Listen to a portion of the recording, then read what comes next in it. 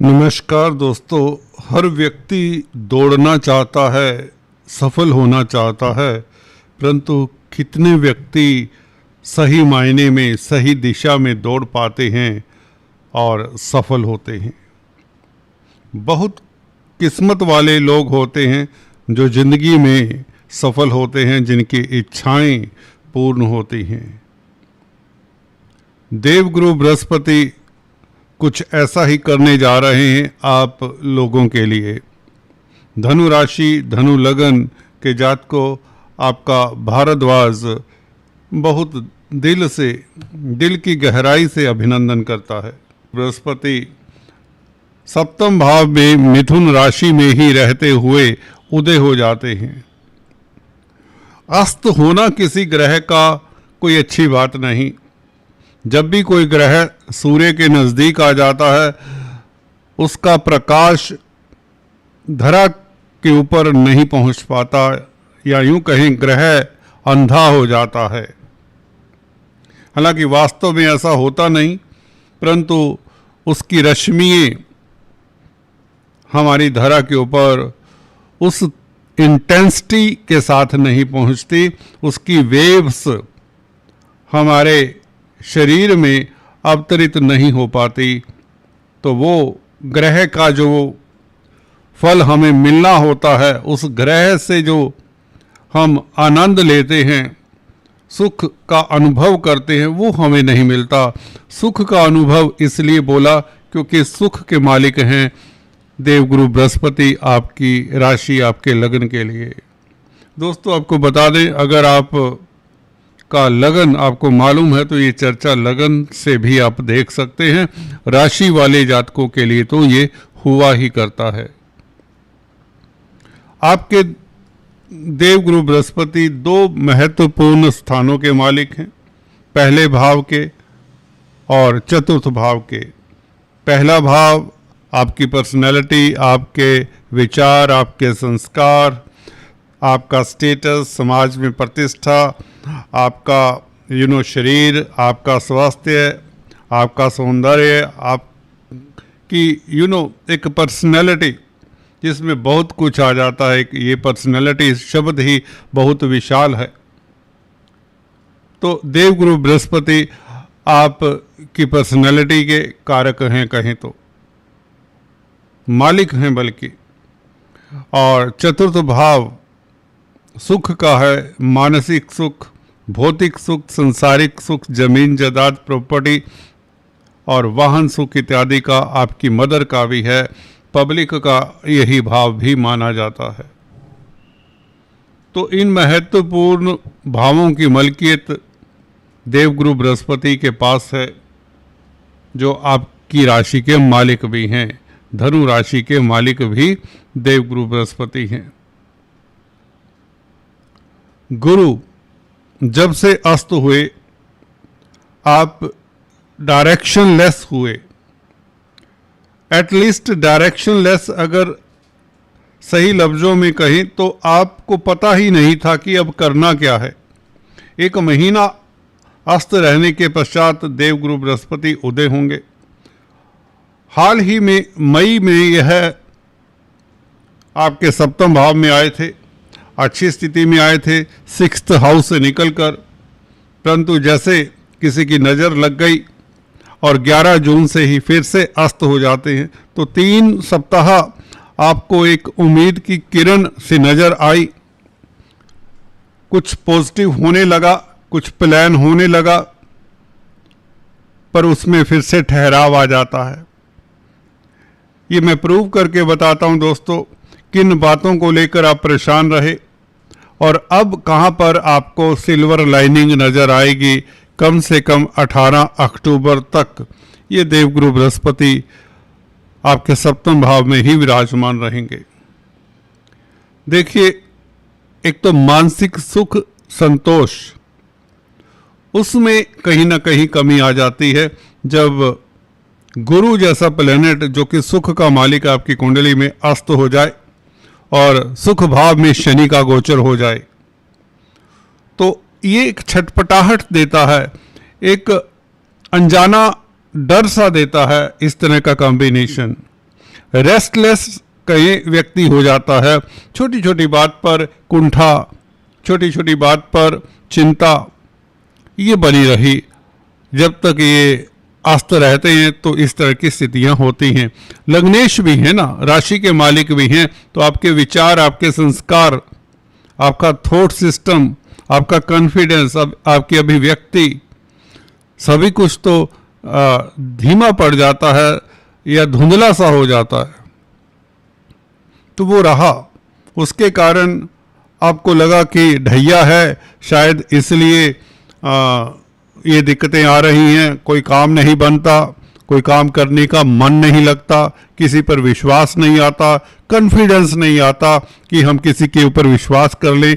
कहीं बिजनेस में इन्वेस्ट करने का मन करता है पर भय लगता है, नौकरी चेंज करने का मन करता है परंतु भय लगता है कि आगे नई जगह पर स्थितियां अच्छी होंगी कि नहीं। रिश्तों में भी उतनी मधुरता देखने को नहीं मिली हाल फिलहाल। तो देवगुरु बृहस्पति अब क्या देते हैं, चलिए जो बीत गया उसे विसार देते हैं और आगे बात करते हैं। जो सुखद 18 अक्टूबर तक की गारंटी देता हूं, जब लग्नेश दोस्तों राशिपति अच्छा हो, सुदृढ़ हो, बली हो, पूरी रश्मियों के साथ हो, तो यह क्या क्या दे सकता है। लग्नेश के बल को ऐसे ही मत समझ लेना। सबसे अगर आपका अच्छा प्लैनेट है तो वह देवगुरु बृहस्पति ही है, सबसे बेनिफिक प्लैनेट है। उसके पश्चात मंगल और सूर्य आते हैं, पंचमेश और नवमेश त्रिकोण के मालिक हैं ये भी। एनीवेज, तो देवगुरु बृहस्पति आपको क्या क्या सुख देंगे। एक तो आपको सुखी करेंगे दोस्तों, सबसे बड़ी बात है।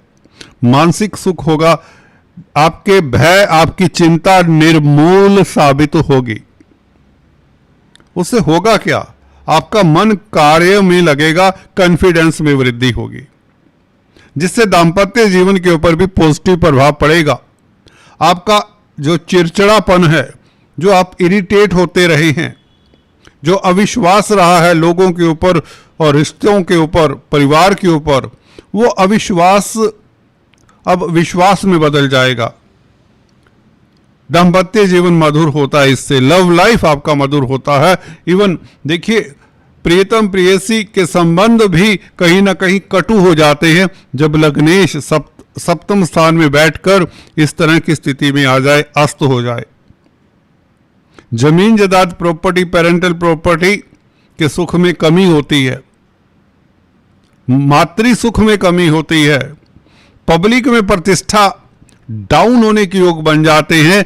डाउन ना भी हो तो एक भय रहता है कि कहीं पब्लिक में मेरी साख धीमी ना पड़ जाए। जी हाँ दोस्तों, इस तरह के विचार मन में आते जाते रहते हैं, मन आतंकित सा रहता है, हल्का फुल्का कहें तो। अब यही मन बली होगा, स्थितियां भी फेवरेबल होंगी, विचार पॉजिटिव होंगे, आपका ऑरा कहें, आपका मैग्नेटिज्म देखने वाला होगा। वही लोग जो कल तक आपका साथ नहीं दे रहे थे, आप अगर कोई मदद मांगने जाते थे तो अब यही लोग जो मदद नहीं कर रहे थे अब मददगार होंगे, क्योंकि आप की प्रतिष्ठा बढ़ती चली जाएगी। जो कार्य अधूरे थे, कैरियर की बात हो, व्यापार बिजनेस की बात हो, रिश्तों की बात हो, कोई भी क्षेत्र हो, उसमें आपको सफलता नजर आएगी। सफलता मिलती ही है इस तरह की स्थितियों में, और आपका तेज प्रभाव बढ़ने वाला है।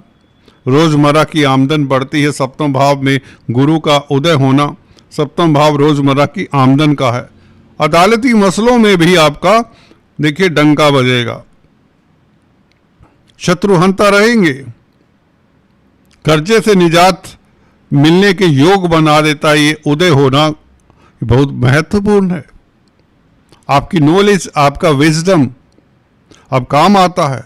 अभी तक वही दिमाग, वही सोच, वही एक्सपीरियंस सब धरा का धरा था, क्योंकि नेगेटिविटी थी या सिचुएशन भी साथ नहीं देती। लोग, एनवायरनमेंट, भाग्य कहें, किस्मत इसी को कहते हैं, सारा चक्र इन ग्रहों का है दोस्तों।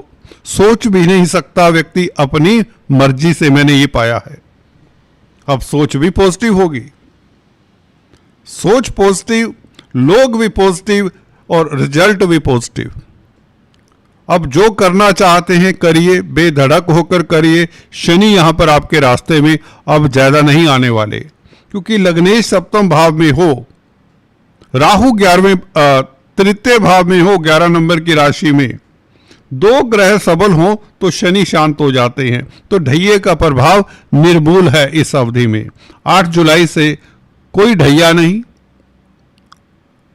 सही कह रहा हूं दोस्तों, एक्सपीरियंस की बातें बता रहा हूं। था हमारे पास कि अस्त गुरु के कारण आपको जो दिक्कतें हुई वो दिक्कतें खत्म होती हैं।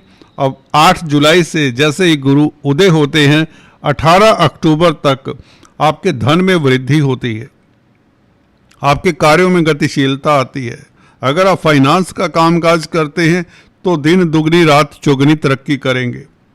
मनी ट्रांसफर, एजुकेशन, शिक्षा, टीचिंग, गाइड, काउंसलर, कंसल्टेंट, सलाहकार, गोल्ड का सेल परचेज करने वाले, पीली धातुओं के साथ, पीले पदार्थों के साथ जिनका कोई संबंध है, उन्हें लाजवाब लाभ होता है इस तरह की स्थिति में। चतुर्थेश, सुख भाव का मालिक सप्तम भाव में, पब्लिक में भी प्रतिष्ठा, आन बान शान आपकी डेवलप होती है, आपकी प्रतिष्ठा कायम होती है। बहुत उत्तम समय हो चला है। लव लाइफ, दाम्पत्य जीवन उत्तम। अगर आप सिंगल्स हैं तो तैयारी कर लीजिए, गेट रेडी फॉर मैरिज। अक्टूबर से पहले पहले आप किसी ना किसी के साथ इन्वॉल्व होने वाले हैं और प्रणय संबंधों में बंधने वाले हैं। आपकी नीरस सी जिंदगी, बोरियत भरी जिंदगी में बाहर आने वाली है। आपको ये जिंदगी, ये संस्कार, ये संसार लुभावना लगने लगेगा। अगर आपका गुरु अच्छी स्थिति में नहीं है तो आपको पुखराज धारण करना चाहिए। थर्सडे के दिन, गुरुवार के दिन, बृहस्पतिवार के दिन स्त्रियों को फास्ट रखना चाहिए, व्रत रखना चाहिए, पति की लंबी आयु के लिए, पति के सुख के लिए। अगर आपकी शादी नहीं हो रही, स्त्री जातक हैं, तो भी गुरु का व्रत रखना चाहिए। थर्सडे के दिन विष्णु भगवान की उपासना करनी चाहिए, केले के पेड़ की उपासना करनी चाहिए। गुरुवार वाले दिन गुरु की वस्तुओं का दान करते रहें, ब्राह्मणों का आशीर्वाद लें।